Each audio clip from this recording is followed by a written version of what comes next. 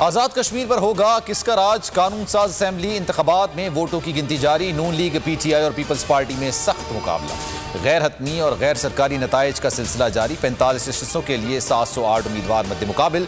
36 लाख से जायद वोटर्स ने हक राय दही इस्तेमाल किया। खवातीन, बुजुर्ग और बीमार अफराद भी वोट डालने आए।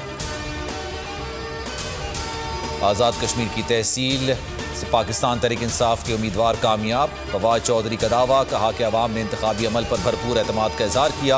पोलिंग की शरह बता रही है कि आम आदमी ने भरपूर दिलचस्पी ली। इमरान खान की हुकूमत मकबूजा कश्मीर के अवाम के लिए बाइस से तक़वियत है।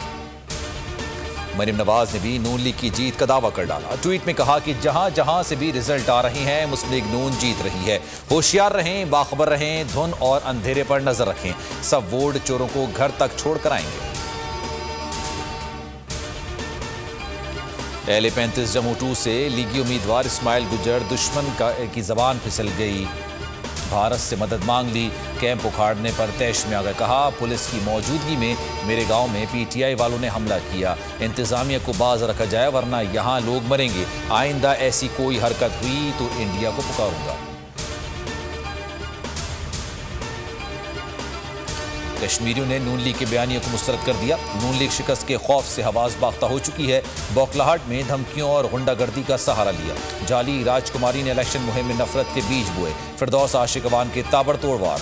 बोली, कश्मीरी तरक्की और खुशहाली के लिए इमरान खान का साथ देंगे। आज़ाद कश्मीर में 11वीं इंतखाबात पल पल की खबर देने के लिए बोल न्यूज़ की मैराथन ट्रांसमिशन। सुबह से रिपोर्टर्स और तज्जियाकार हल्क में मौजूद पोलिंग से मुताल्लिक हर लम्हे की खबर दे रहे हैं।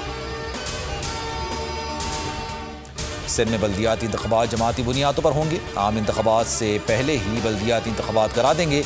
मुराद अली शाह कहते हैं कि सुबह में ऐसे बल्दियाती इंतखाबात कराएंगे जिस पर किसी को एतराज़ न हो। मरदमशुमारी में सिंध की आबादी कम दिखाई दी।